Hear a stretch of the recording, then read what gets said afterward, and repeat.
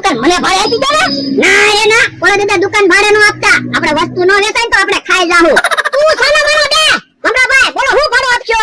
મહિને 1000 રૂપિયા. એ વાંધો નહીં, 10000 નો માલ છે અને 1000 રૂપિયા ભાડું. લાવો 11000 રૂપિયા લો. અત્યારે મારી પાસે ક્યાં પૈસા છે? કાક વસ્તુ વેચાય પૈસા આવે પછી હું તમને પૈસા આપીશ. તો થોડા ઘણા પૈસા આપો. અહીંયા 10 રૂપિયા રાખો બસ.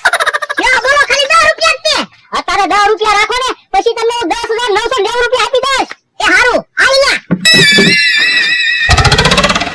તમે જો, હવે મેં દુકાન ભાડે રાખી લીધી. કેમ દુકાન ન ઉપડે? જો બોલો, દુકાન બનાવવામાં મેં કેટલી મહેનત કરી અને દુકાન મમરાભાઈને ભાડે આપી દીધી. પણ એટલે આપણે મહિને 1000 રૂપિયા ભાડું આવશે.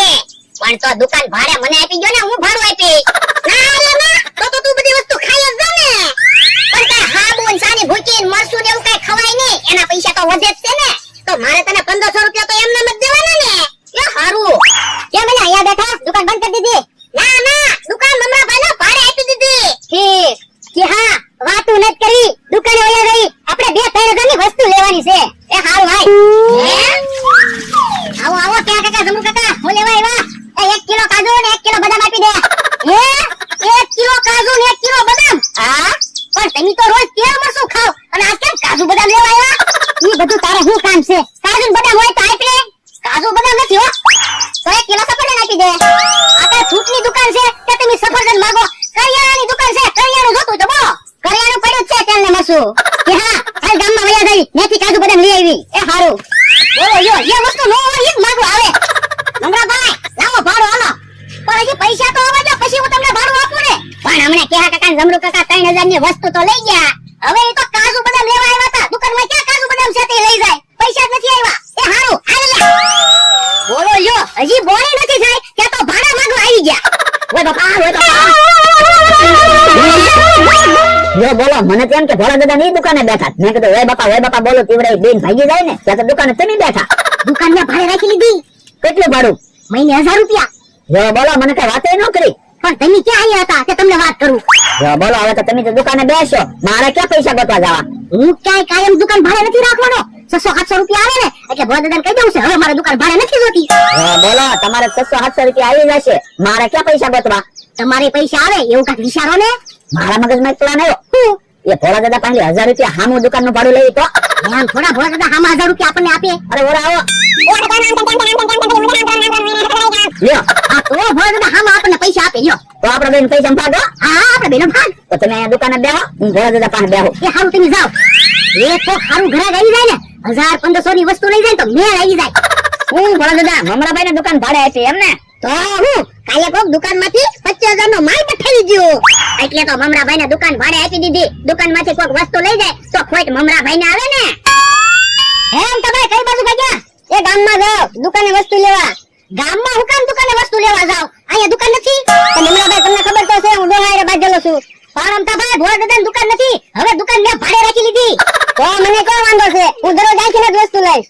દરરોજ વસ્તુ લેવી એની કરતા એક આરે બધી વસ્તુ લઈ જાવ. રોજ તમારે ધક્કોની અને રોજ ભોળા મોઢું ન જોવું પડે.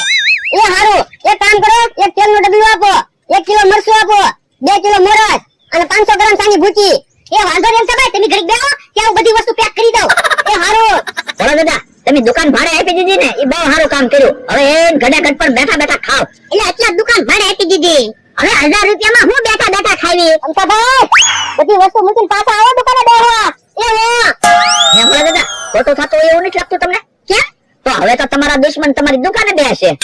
એ હાસું તારું, હું ના પાડતો હતો તોય મમરાભાઈ દુકાન ભાડે આપી. મારું માન્યા નહીં. તમને કોઈ સારા માણસો નથી મળતા હતા, તમે મમરાભાઈ ને દુકાન ભાડે આપી. પણ બકુલભાઈ અમને એવા જ માણસો ભટકાય. સારા માણસો અમારે ક્યાં ગોતવા? હું તમને નથી દેખાતો? આ તું થોડો ખરાબ માણસ છે. તો પણ મને દુકાન ભાડે આપી જો ને, મમરાભાઈ તમને ભાડું નહીં ટાઈમે આપે અને હું 1 તારીખ પહેલા તમને ભાડું આપી દઈશ. બસ હવે મમરાભાઈ ને દુકાન ભાડે આપી દીધી, હવે કેમ ના પાડવી? કાગળ રાખી નાખ્યા? ના ના, તો પણ તમે ના પાડી તો હું ના પાડી દઉં. ના ના, હું મમરાભાઈ ને હમણાં બોલાવું. મમરાભાઈ અહીંયા આવો તો. 1800 રૂપિયા આવી ગયા. ભોળા દાદાએ હાથ કર્યો. મને તો એવું લાગે પ્લાન સક્સેસ જવાનો છે. મમરાભાઈ અહીંયા આવો ને. શું છે? એ મારે તમને હવે ભાડે દુકાન નથી દેવી. એમ થોડું હાલે? હવારે તમે ભાડે દુકાન આપો અને અત્યારે ના પાડો. મમરાભાઈ તો ભોળા દાદાની દુકાન છે, ભાડે તમને ન આપે. પણ મેં 20000 ની દુકાનની વસ્તુ મંગાવી લીધી. હમણાં અહીંયા ક્યાં પાડી ઉભો રહે? મારે એને શું જવાબ દેવો? આ પણ વસ્તુ પાછી મોકલાવી જો. વસ્તુ અહીંયા પાછી મોકલાવી દઉં, પણ ટેમ્પા ભાડું મારે ન દેવું પડે? આ ટેમ્પા ભાડું 1000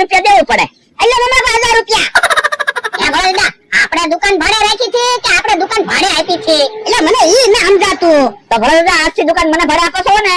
હા, બકુલભાઈને દુકાન ભાડે દેવી હતી ને એટલે દુકાન મારી પાસે પાછી લઈ લીધી. પણ તમે તો અંતરા દુકાને બેહવા બોલાવતા હતા. તો મને દુકાન ભાડે આપી એમાં તમને શું વાંધો? બકુલભાઈ દુકાન તમે બે ભાડે રાખી હતી. તો પણ હું 5 પૈસા રહું તેમાં તમને વાંધો પડ્યો? કે હું 5 પૈસા રહું એમાં તમને વાંધો પડ્યો? એ કાઈ નહીં, દુકાને તો હું બેહવાનો હવે. અને આમ જો પહેલી તારીખ પહેલા ભાડું આપી દેજે. મમરાભાઈ તમારે જાવ હોય તો જાવ હવે. હવે મારે ક્યાં કઈ કામ છે, હું તો બેહું. મમરાભાઈ દુકાનમાં તમારા ચપ્પલ પડ્યા લઈ જાવ નકર ઘા કરી દઈશ. ચપ્પલ ઘા નો કરતા હું આવું છું. મમરાભાઈ બકુલભાઈ બે બાજા ઈ હારું કર્યું, બાજા બે હારે હોય ને ત્યારે આપણે છેતરી જતા.